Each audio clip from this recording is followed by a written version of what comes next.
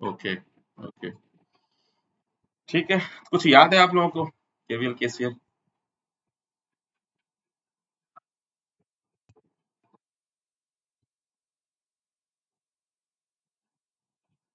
हाँ। हम्म।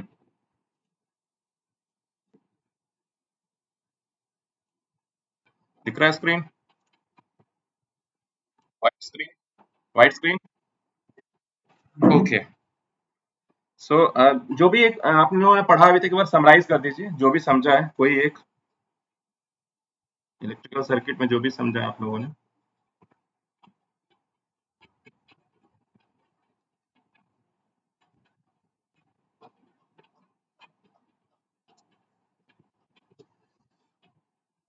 कोई एक बता दे।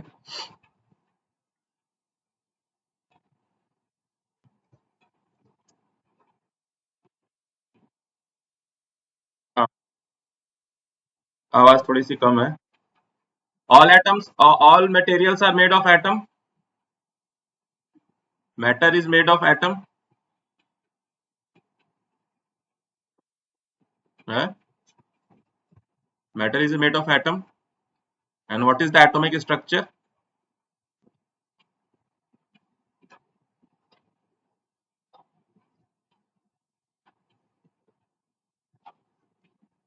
एक न्यूक्लियस होगा और उसके चारों तरफ जो है इलेक्ट्रॉन्स हैं वो रिवॉल्व होते रहेंगे लगातार, रिवॉल्व होते रहेंगे लगातार। और इसके भी रूल्स हैं कि भाई पहले वाले में 2 से ज़्यादा नहीं होंगे, है ना? फिर 8 से ज़्यादा नहीं होंगे दूसरे वाले में, है ना? फिर 8 से ज़्यादा नहीं होंगे, फिर 18-18 चलेगा, फिर 36 चलेगा। सो कोई अगर मैं एटम ले लूँ, अगर मैं एक कॉपर एटम ले लूँ, तो कॉपर एटम का एटॉमिक नंबर क्या होगा?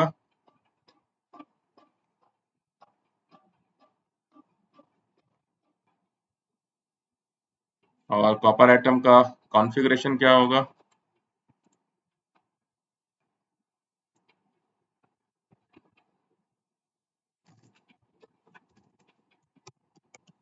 Electronic configuration of copper, search किया हुआ है।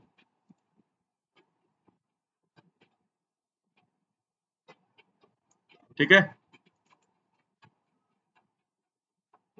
सो एटॉमिक नंबर है 29 और दिस इज द कॉन्फ़िगरेशन। ठीक है? दिख रहा है ना? हाँ। सो ये जो आपका जो लास्ट, ये जो आप देख रहे हैं, this this is the valence electron. मतलब ये जो इलेक्ट्रॉन है, this is the single one. और अगर मैं इसको रेप्लिका क्रिएट कर दूं इस पर,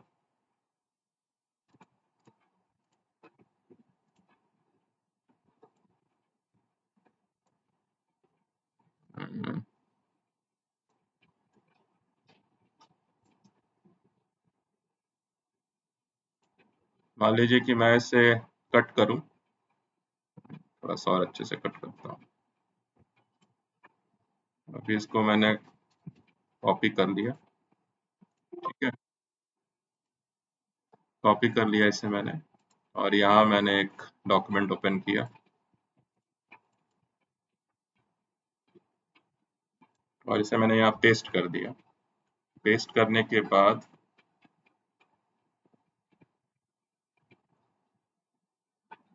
मैं जो इसे कॉपी कर रहा हूँ। देखिए ऐसा ही स्ट्रक्चर बना होगा जब एटम बनाया होगा भगवान ने, तो ऐसे ही ये लोग अगल बगल जो है वो और छोटा कर देते हैं। हाँ, इतना भी आपको समझ में आ जाएगा। ठीक है, 1 2 3 4 5 6 7 8 9। तो सपोज करिए कि ये मैं बाउंड्री बना रहा हूँ। आपके कॉपर एटम का, है ना। ये जो है कोई भी कॉपर का टुकड़ा है और मैं दिखा रहा हूँ कि भाई ठीक है ये एटम्स हैं। सो क्या हो रहा है कि ये जो इलेक्ट्रॉन है जो आप बाहर देख रहे हैं यहाँ है, ये सब आपस में नजदीक आने के बाद क्या करते हैं, ये सब बाहर निकल आते हैं एटम से। ये जो लास्ट वाले इलेक्ट्रॉन्स हैं ये फ्री हो जाते हैं, ये बाहर आ जाते हैं, रहेंगे इस बाउंड्री के अंदर ही, लेकिन they are free to move anywhere. जैसे चाशनी बनती है ना, चीनी की चाशनी,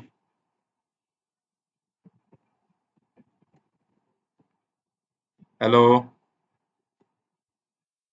हाँ चाशनी में ये रसगुल्ले डूबे हुए होते हैं ना। हाँ तो कुछ ऐसा ही है, समझिए कि इलेक्ट्रॉन की चाशनी बनी हुई है, ठीक है। और उसके अंदर में ये जो एटम्स हैं they are staying at fix distance, है ना, पाइल्ड अप है एक तरह से, ठीक है। मतलब एक आप एक बॉक्स लेकर के समझिए, रसगुल्ले की या गुलाब जामुन का बॉक्स ले लें, उसमें चाशनी पूरा भर दीजिए और फिर आराम से एकदम इसको बैठा दीजिए, जो रसगुल्ले हैं एकदम सेट हैं, रसगुल्ले नहीं हिलने वाले हैं कहीं, ठीक है। समझ रहे हैं ना, पाइल्ड अप हो गया ये। नाउ ये जो लिक्विड भरा हुआ है this is your free electrons. ये जो इलेक्ट्रॉन्स हैं ये कौन से इलेक्ट्रॉन्स हैं, फ्री इलेक्ट्रॉन्स। समझ में आ रहा है आपको।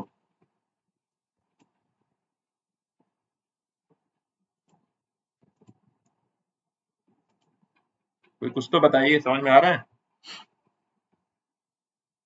हेलो, हाँ हाँ हाँ, थोड़ा सा बोलते रहिए एक दो लोग, है ना। सो हाँ, तो इसी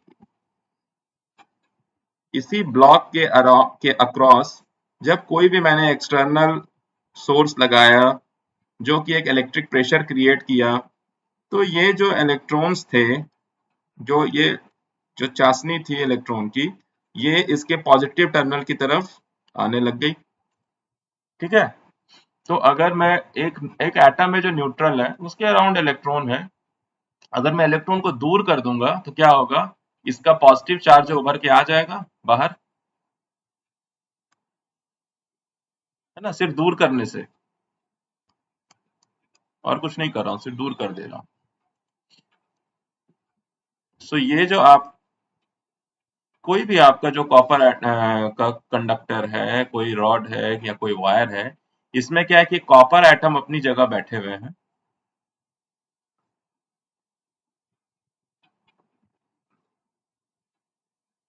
जैसे कि रसगुल्ला या गुलाब जामुन डूबा हुआ है, कुछ ऐसे। चूंकि इलेक्ट्रॉन इससे अब दूर है तो ये इलेक्ट्रॉन जो है ये मूव करेंगे, दे आर मूवेबल। तो पहले के जमाने में ये नहीं पता था कि कौन सा चार्ज एक्चुअली मूवेबल है, पॉजिटिव चार्ज मूवेबल हो रहा है या नेगेटिव।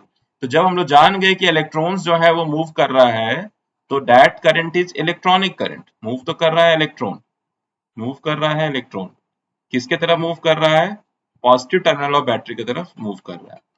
बट इसके पहले क्या था कि लोगों को ये लगता था कि नहीं, पॉजिटिव चार्ज मूव कर रहा होगा, दे यूज टू थिंक कि पॉजिटिव चार्ज इज मूविंग, ठीक है।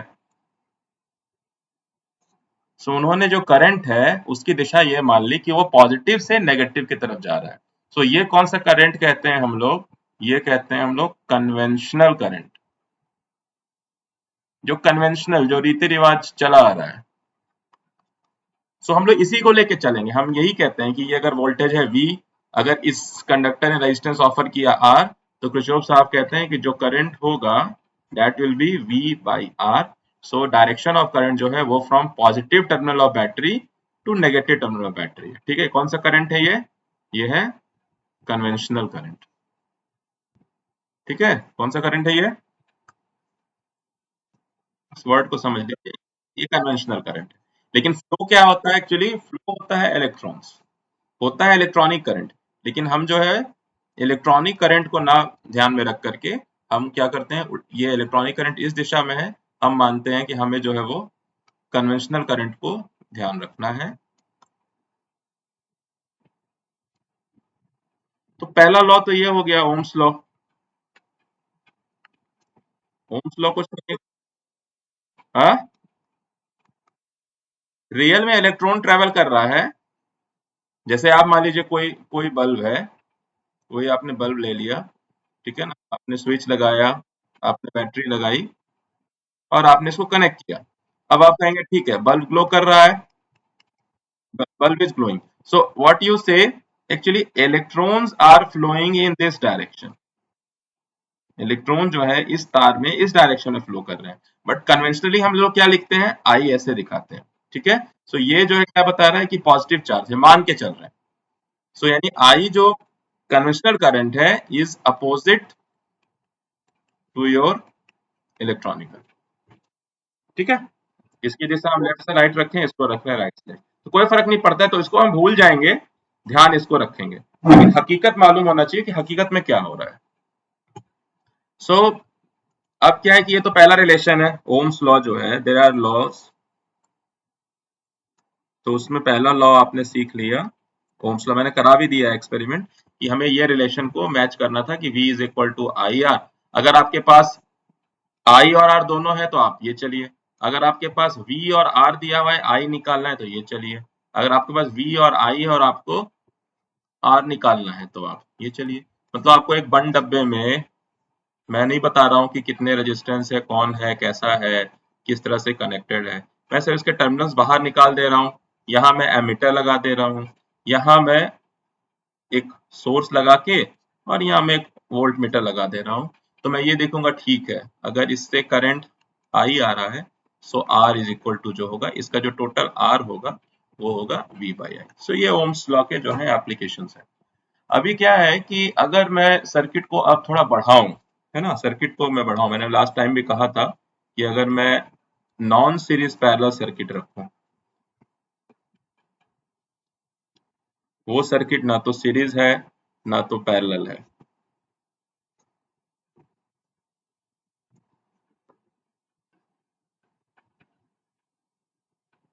सॉरी,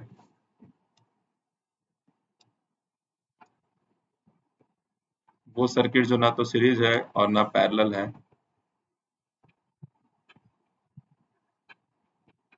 ठीक है। मान लीजिए कि ये सब एक ही वैल्यू के हैं, कोई बात नहीं, बट कोई भी सीरीज नहीं है, कोई भी पैरेलल नहीं है, मैंने अगर वोल्टेज सोर्स इस डायरेक्शन में कनेक्ट किया है, तो this is a non parallel. So आपको क्या है कि जितने रेजिस्टेंस है, कितने रेजिस्टेंस हैं, 1 2 3 4 5। सो 5 रेजिस्टेंस का मतलब है कि हर एक के लिए अपना अक्रॉस वोल्टेज होगा, उसका अपना करंट होगा, अपना वोल्टेज होगा, अपना करंट होगा।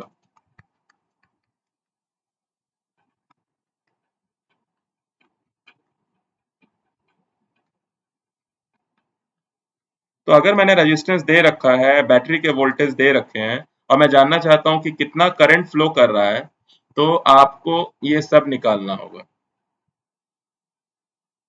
टोटल ये 10 वोल्टेज करंट वोल्ट, क्योंकि आपके पास है ओम्स लॉ। ओम्स लॉ तो कहेगा ठीक है भाई, ये मैं बता सकता हूँ कि V1 इक्वल टू ये होना चाहिए, ये बता सकता हूँ कि V2 equal to I2 R2 होना चाहिए, ये बता सकता हूँ कि V3 equal to I3 R3 होना चाहिए, V4 is equal to I4 R4 होना चाहिए, V5 is equal to I5 R5। तो बोलेगा आपने मुझे रेजिस्टेंस दे दिया है, अब मैं देखूं कैसे लगाऊंगा इस सबको। तब क्या करेंगे, यहाँ पे हमारे पास 5 10 अननोन हो गए टोटल। अगर मैं कहूँ आपको वोल्टेज ओम्स लॉ से सॉल्व करने के लिए, तो कुछ लग रहा है आपको कि सॉल्व हो जाएगा, ये प्रतीत हो रहा है ऐसा कि सॉल्व हो पाएगा? कोई कर सकते हैं ओम्स लॉ से सॉल्व? वैल्यू दे देता हूँ, चेंज कर देता हूँ डायरेक्शन, ये ऊपर कर देता हूँ,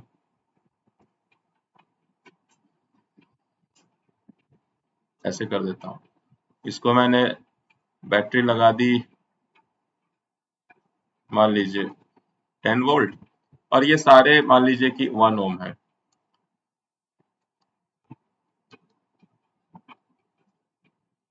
ठीक है, क्या आप सॉल्व कर पाएंगे कि कितना करंट फ्लो कर रहा है यहां से यूजिंग ओम्स लॉ?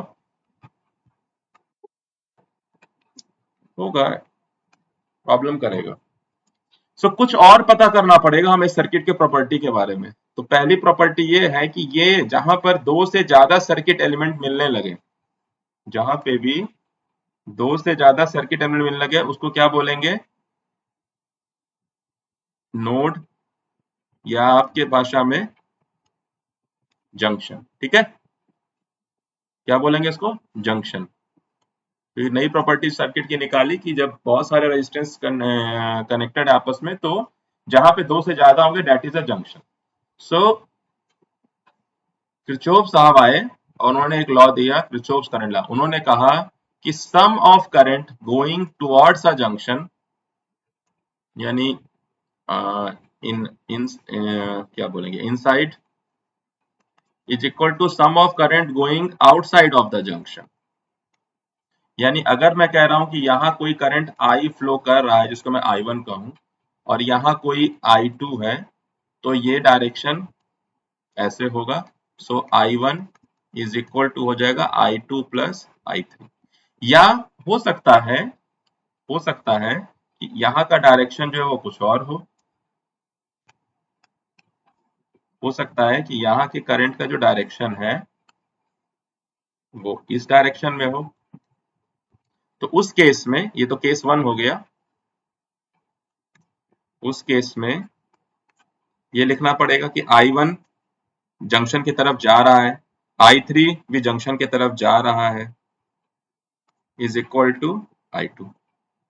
अब इस चीज को कंफ्यूजन हटाने के लिए हम क्या कह रहे हैं कि जो टोटल सम होगा करंट का गोइंग टुवर्ड जंक्शन या coming out of the junction is 0।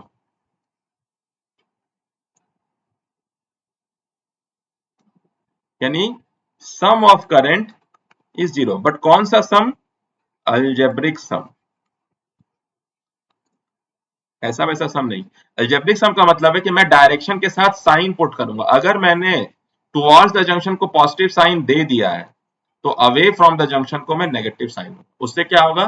उससे आप कह सकते हैं ठीक है प्लस I1, जंक्शन की तरफ मैंने क्या ऐड किया? प्लस I1 प्लस I3, और इससे वापस क्या कर लिया? I2। ये सब होंगे 0।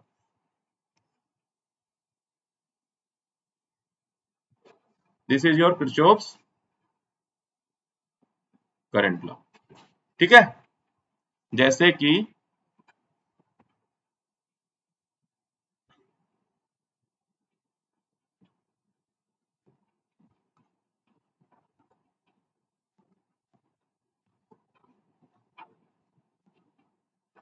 ये यहां मिलते हैं जहां पे संगम में, अगर ये ऐसा नहीं हुआ कि जितना पानी आ रहा है उतना ही पानी निकासी हो जाए, तो यहाँ क्या होगा? एक्यूमुलेशन ऑफ वाटर होना शुरू हो जाएगा। ठीक है, पानी बढ़ते चला जाएगा, यहाँ बाढ़ आ जाएगी।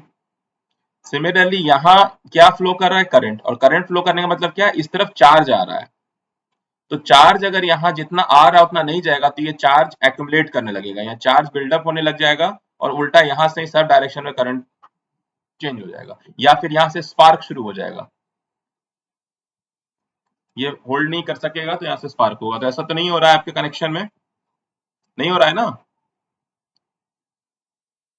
हाँ, so this this is the कि चार्ज जो है वो आप यहाँ पर एक्यूमुलेट नहीं कर रहे हो, यहाँ इकट्ठा नहीं कर रहे हो। इसका मतलब जितना चार्ज आ रहा है उतना चार्ज निकल जा रहा है।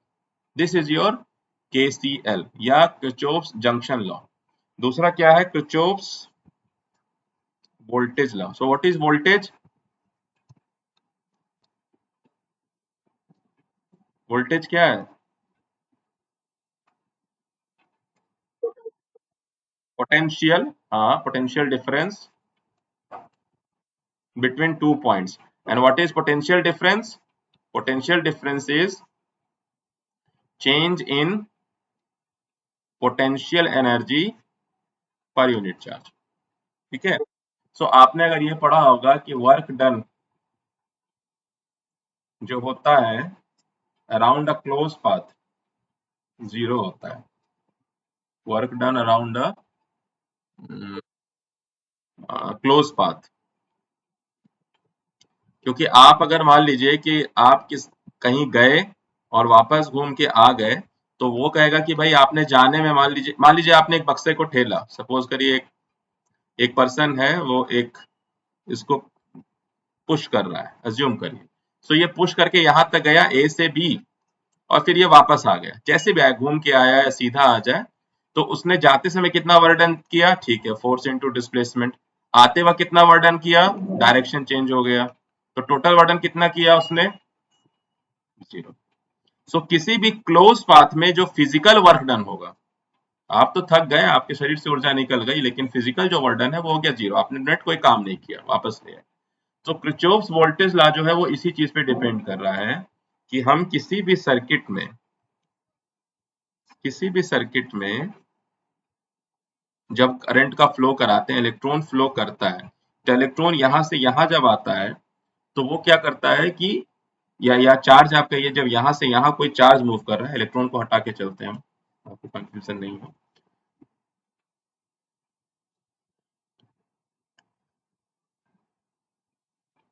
जब चार्ज मूव करता है from lower end to higher end, तो वो एनर्जी गेन कर लेता है, उसको कुछ एनर्जी मिल जाता है। कितना एनर्जी मिल जाता है, जितना इसका पोटेंशियल डिफरेंस है Q इंटू ई, इतना एनर्जी मिल जाता है। तो इतना एनर्जी मिल जाता है आपने Q, ठीक है ना, तो ये एनर्जी लेके जाएगा यहाँ, और यहाँ क्या करेगा, उतना ही एनर्जी इसको दे करके ये वापस यहाँ आ जाएगा 0 वैल्यू के साथ, ठीक है। फिर क्या होगा, फिर ये यहाँ चढ़ेगा, फिर इतना एनर्जी गेन करेगा, फिर ये यहाँ आ जाएगा, यहाँ एनर्जी डिसिपेट होगा, और ये तब तक चलता रहेगा जब तक कि ये बैटरी में एनर्जी स्टोर्ड है ना। आपकी जो बैटरी होती है, जो टॉर्च के सेल होते हैं आप जो यूज करते हैं, वो कुछ समय के बाद क्या होता है, खत्म हो जाता है, क्योंकि जो उसमें केमिकल एजेंट होते हैं वो धीरे धीरे खत्म हो जाते हैं। खत्म हो जाते हैं तो चार्ज को मूव कराने की जो पोटेंशियल होती है वो खत्म हो जाती है। सो ये क्या बता रहा है कि टोटल वर्क डन जो होगा, क्योंकि यहाँ चार्ज के पास कोई एनर्जी नहीं थी, मान लीजिए यहाँ से चला, यहाँ से यहाँ गया, तो इसको इतनी ऊर्जा मिली Q इंटू ई, और ये वापस उतनी ऊर्जा छोड़ के फिर यहाँ आ गया, और ये तब तक चलता रहेगा। सो क्रिचॉफ्स वोल्टेज लॉ ये कह रहा है कि किसी भी क्लोज पाथ में जो वर्क डन होगा, इलेक्ट्रिकल वर्क डन, वो 0 होगा। सो इलेक्ट्रिकल वर्क डन का मतलब है change in potential energy per unit charge को, एक इलेक्ट्रॉन के लिए। So that is your change in potential. So change in potential is 0. Change in potential is 0। तो आप कहेंगे हमने कितना एनर्जी दिया इसको, Q इंटू ई,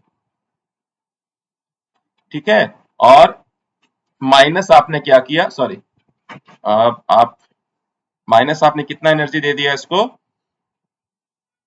Q इंटू ई हटा के आपने जो एनर्जी दिया पर यूनिट चार्ज एक को इतना दिया, माइनस जो आपने लॉस किया, ये हो गया 0, ठीक है। सो अभी इसका जो है हम एक काम चलाएंगे, डेमो देख लेंगे।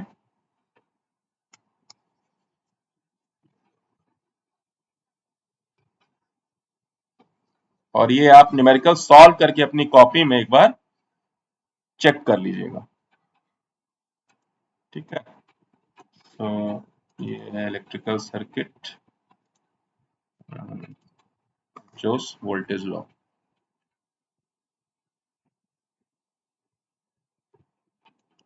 सो ये जो है आपको बता रहा है कि भाई 45 वोल्ट की एक मैंने बैटरी अटैच की है, सीरीज में जो है वो रेजिस्टेंस है 5 ओम, 10 ओम, 25 ओम। सो अगर मैं जो हूं ये जानना चाहूं कि भाई इंडिविजुअल पोटेंशियल कितना है, तो ये किरचॉफ्स लॉ यही कह रहा है कि जो सम होगा वो बराबर होगा, V1 जो होगा is equal to E1 plus E2, क्योंकि यहाँ पे तीन ही है इसलिए प्लस E3 होगा। जो V1 होगा यहाँ पे वो होगा E1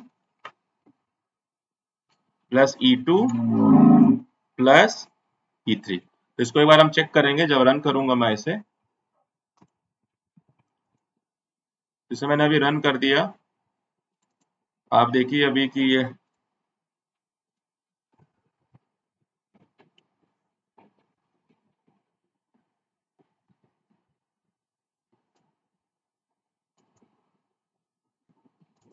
पिको वोल्ट दिखा रहा है, इसको काउंट नहीं कर रहे हैं। पिको एम्पियर करंट दिखा रहा है। पिको का मतलब समझ रहे हैं, 10 द पावर -12। ठीक है। सो अब मैं जब इसको कनेक्ट करूंगा तो आप देखिए कि जो आपके ये है 5.625, 11.25 और 28.5, है ना। ये जो है आपके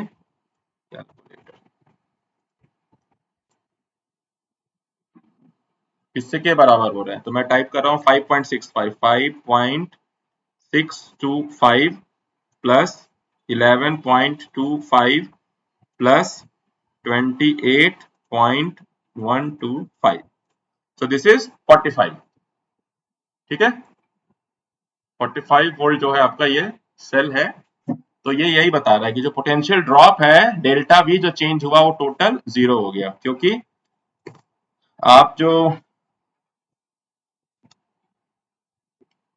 आप जो लिखोगे कि sigma delta V is equal to 0 है, इसको चेक करिए कि सिग्मा पहले कितना हुआ, जो इलेक्ट्रॉन यहां से चला, जो चार्ज यहां से, इलेक्ट्रॉन छोड़िए, प्लस चार्ज है, जब यहां से चला तो उसको पोटेंशियल कितना रेज हो गया 45। जब वो यहां से यहां आया तो पोटेंशियल ड्रॉप हो गया -5.625। फिर उसमें ड्रॉप हुआ 11.25। फिर उसमें ड्रॉप हुआ 28.125। So that is +45 -45, so that is 0। तो ये हमेशा सच रहेगा। This will be always true for any circuit. आप कोई भी पाथ लेंगे, मैंने ये सिर्फ एक पाथ का फोटो बनाया है, अगर मैं मल्टीपल पाथ ले लूंगा तो भी जो पोटेंशियल डिफरेंस होगा वो यही आएगा सम टोटल का। ठीक है। दिस इज योर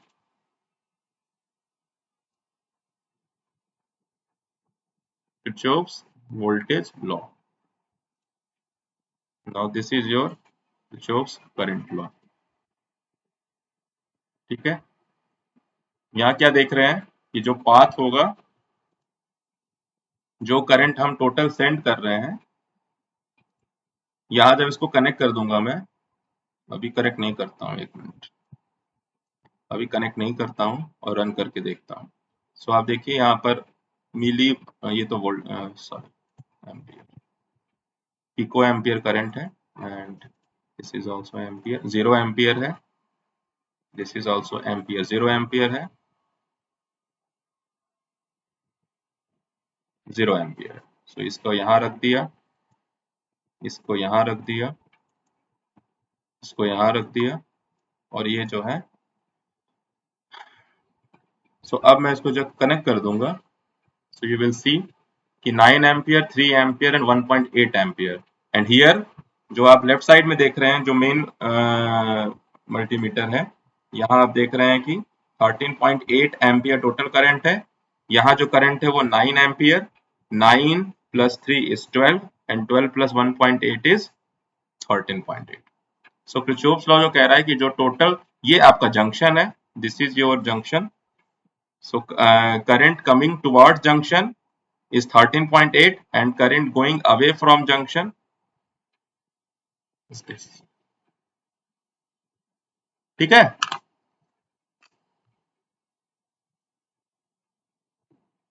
ठीक है। बस तो यही आप क्या करेंगे, ये मैं आपको डायग्राम सेंड कर दूंगा व्हाट्सएप पे, आप इस डायग्राम को जो है वो देख लीजिएगा, है ना। तो ये हमने डिस्कस किया, हमने कहा कि जो मैटर है, matter is made up of atoms, and manifestation है जो है, ये एटॉमिक स्ट्रक्चर जो है, इसमें न्यूक्लियस है, इलेक्ट्रॉन्स हैं, और इस तरह से एटॉमिक स्ट्रक्चर बन सकता है। ओम्स लॉ आपको बता दिया है मैंने, जो लागू होगा। ओम्स लॉ जब हम सर्किट नॉन सीरीज पैरेलल होगा तो लगाने में सब लगाएंगे, लेकिन दिक्कत होगी, कैलकुलेशन ज्यादा हो जाएगा, कम्बरसम। सो हमने केसीएल और केवीएल को देखा, और उसके बाद हमने देखा कि इसके कॉन्सिक्वेंसेस क्या हैं, वो आपके जो है वो ये। ठीक है। तो मेरे तरफ से इतना ही। और किसी को कुछ पूछना है? Anything from anybody, any side? ठीक है, कोई क्वेश्चन, कोई doubt? No questions, no doubt? हाँ हाँ, बस देखिए देखिए, लैब का मैं पर्पस बताता हूँ, लैब और वर्कशॉप में अंतर समझिए। लैब में क्या करना है कि आपने जो थ्योरी पढ़ी उसको रियलाइज किया, मतलब आपको मैं सिर्फ पढ़ा के छोड़ दूं तो आप कहोगे कभी देखा नहीं। तो लेट्स सी। तो अब क्या है कि हार्डवेयर पे नहीं देख पा रहे हैं, अगर हार्डवेयर में सर्किट बोर्ड तो रखा है, कनेक्ट नहीं कर पाया हुआ है क्योंकि कुछ चीजें छूट रही थी।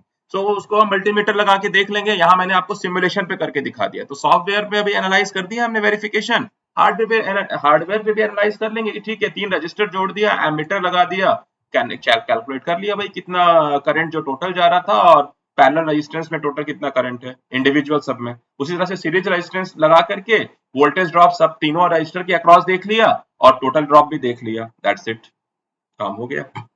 रियलाइजेशन हो गया कि ठीक है, किरचॉफ साहब ने जो कहा है दैट इज ट्रू, है ना? इतना ही है। ठीक है, आप लोग फिर थ्योरी बनाइए, क्वेश्चंस बनाइए तो। और आप लोग मोबाइल पे भी चलते हैं, जो सिमुलेशन सर्किट बना करके आप क्रॉस वेरीफाई भी कर सकते हैं अपने आप। ठीक है, और कुछ किसी को?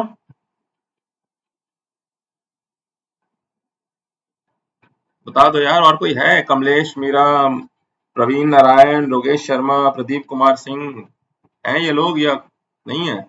ऑन करके चले गए? है ना, तो ठीक है ना। ठीक है, ठीक है। Thank you, thank you, thank you for presence. तो इट्स ओके फॉर यू? ठीक है, ओके। तो कुछ न्यूमेरिकल सॉल्व करिएगा, अगर कोई डाउट होगा तो you can compile your query to Mohit, and Mohit will send it to me, and I will create a session for this. अगर आपको कोई भी डाउट है, इस छोटे छोटे बातें जो हैं, क्योंकि question will come from your side, that will be better, that will improve the teaching, that is value addition from your side. ठीक है, तो वैल्यू एडेड टीचिंग तब होगा जब आप कुछ कुछ क्वेरी रेज करोगे, मैं आपके हिसाब से ट्यून होकर उस चीज को बताऊंगा। तो अगर कोई डाउट होगा किसी को तो आप कंपाइल कर लेना, मोहित को सबमिट कर देना, मोहित मुझे भेज देगा, फिर मैं एक सेशन ले लूंगा। ठीक है, आज के लिए इतना ही। ओके ओके ओके, चलो, ओके।